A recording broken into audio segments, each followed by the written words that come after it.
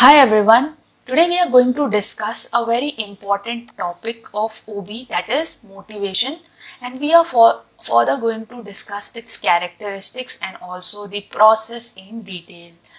So when we hear the word motivation, what is the first thing that pops up in our mind? Motivation is something that urges us to move, that is, go on, right? So, what is motivation? It is an inner drive to do or achieve something. It is a process of arousing action, sustaining activity in progress. So, it can be intrinsic or extrinsic also. See, motivation is basically an inner drive, okay, to do something. So we can get motivated by many things, okay. We can read motivational quotes, we can read certain autobiographies of people, certain famous people who failed a lot in their life but eventually did become successful, very super successful in life, right? Then so it is a process of also arousing action, okay. So after you get motivated, you are ready to work, you are ready to, okay, you are ready to achieve your goal. So you have to sustain also that thing. It can be possible that you fail in the midway, but you have to sustain that and also progress accordingly, right? So it can be intrinsic or extrinsic. See, intrinsic is when a person is motivated, right? When a person is motivated internally, that is, the person is not working for any kind of reward or any kind of monetary benefit, okay, that he or she is doing some work because they are satisfied, they are happy in doing that. But extrinsic is something that is done for reward, okay, monetary benefit, right? Now it has derived from the Latin word mover, which means to move. Okay, so it's a combined action of desires, activities, pushes, and pulls. Very right. So it has an immense role in deciding our attitude towards life. Very right. Yes. What is attitude? Attitude is how we look at things. It can either be positive or negative. Okay.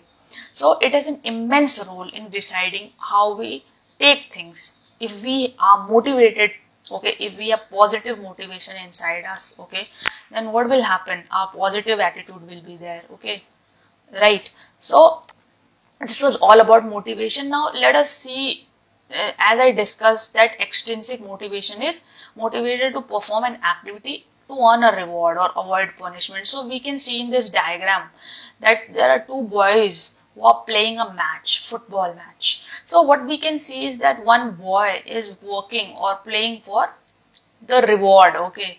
He or she is not playing for his or her happiness, but just for reward. I want that thing, I want it anyways, I can by hook or crook, okay. But in the case of other boy, we can see that he or she is motivated, but to for the own sake and personal rewards, for the personal happiness, internal happiness, right? So it is likely that this person, actually these kind of people, go ahead in life, a lot ahead in life, excel in many fields, whatever field they choose to, right? Now, what are the characteristics of motivation? See, the first thing is that it's a continuous process. Why so?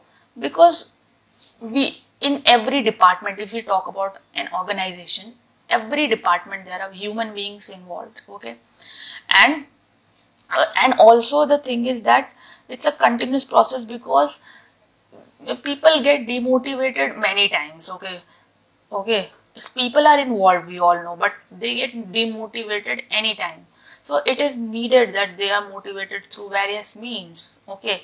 It can be through internal factors. They can either get motivated on their own, okay, by focusing on their targets, or they can be motivated in externally, okay, when someone comes to them, then the supervisor comes to them to motivate them, right? Also they can read certain things and all, we all know this. Then psychological process. See, it's a psychological process, okay, because people can try to motivate you, okay. My boss may come to me and say that, okay, look, don't get upset, you will be able to achieve, okay, just try harder and all. But the thing is that we have to get the things done, okay, we have to get motivated. So it's up to us, okay, to get motivated or not. So pervasive function, so it is present at every level in an organization. Yes, because humans are involved in every department. Okay, be it marketing, finance, HR, operations, research, everywhere there are humans. There are employees. Okay, then so it's a pervasive function. Okay, now motivation and job satisfaction. See, motivation is different from job satisfaction.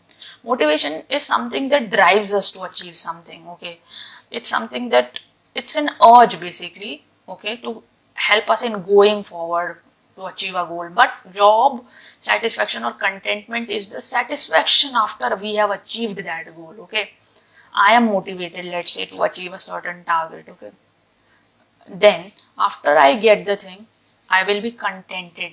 Okay, I will be satisfied after that achievement, right? Now the other one is motivation is a complex phenomena. Yes, why so?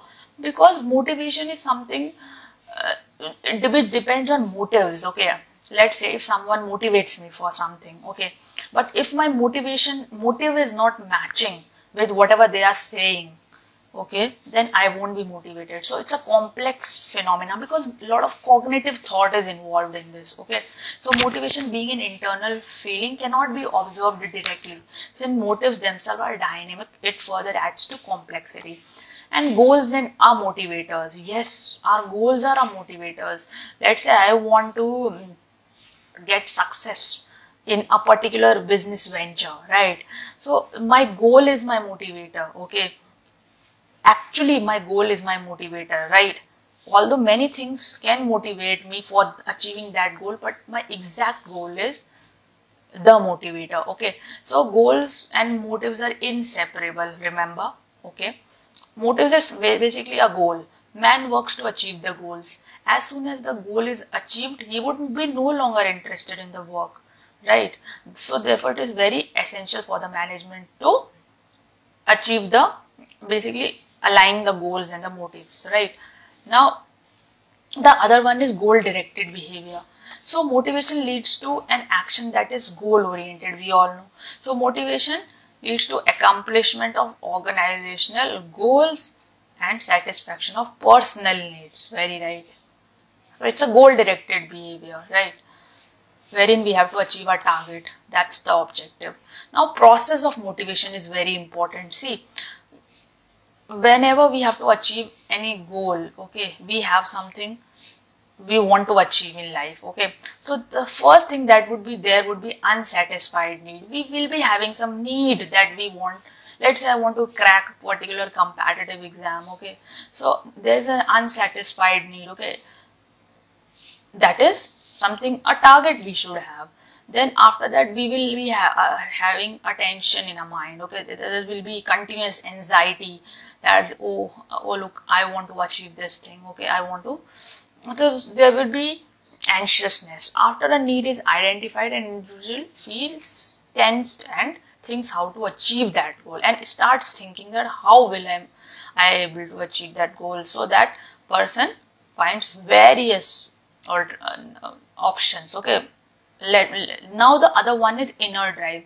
After feeling tense, he motivates himself or through any other means. Okay, now the person will motivate himself. Okay, there will be an inner drive in the person. That person will be feeling tensed and then he will or she will be motivating himself. Yes, I can do this, I can do this. Okay, so here we can see that the first element in the process of motivation is unsatisfied need. So here we can see that this person is basically not satisfied because he wants to win a kind of match. Okay, that he has a goal of winning this match, but maybe he or she is losing. He is losing this, so he wants to win it. Then he or she will be feeling satisfied. So target will be achieved. Now tension. This is tension. That person is very tensed. How will I going to do this? What would be my course and all, right? Then after this, what will happen? That person will have an inner drive. Okay, that person will be trying to motivate himself or herself to achieve the goal. Then searching for alternatives. This is the fourth element. The person what person does is that he starts to find out what could be the ways to reach the goal. Okay, how can I reach my goals? Very right. There would be many options. Let's say I want to crack a competitive exam. So I will be looking for various alternatives, as in I will be looking for various coaching institutes, whether offline or online. Then I will be choosing the best alternative. After analyzing all the choices, they choose the best one. Then satisfied need. After this, I will be satisfied, yes, that I have done this. Now the tension will be reduced. The achievement of the goal leads to reduction in the anxiety, and after this a person aims for achieving higher goal. Very right. Now let us practice some important questions. Which among them is not the feature of motivation?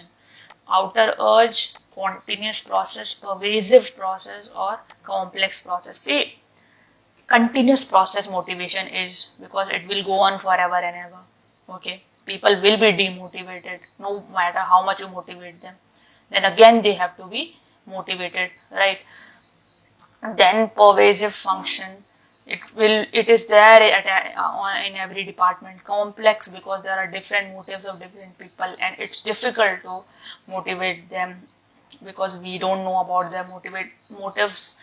Now outer urge, yes, there is inner urge basically. It's a combination of inner and outer urge. Okay, we have to have an urge inside us basically, and someone can also create an urge in us. Okay, so the correct answer would be A, outer urge, right? Now the next question is at which stage of motivation a person feels anxious? Unsatisfied need, drive, or tension, or satisfied need. So as mentioned, it is the stage of tension. Okay, that is the second stage wherein the person is feeling tensed or feels tensed and wants to achieve the goal, wants to be motivated, right? So this was all for today. Thank you so much.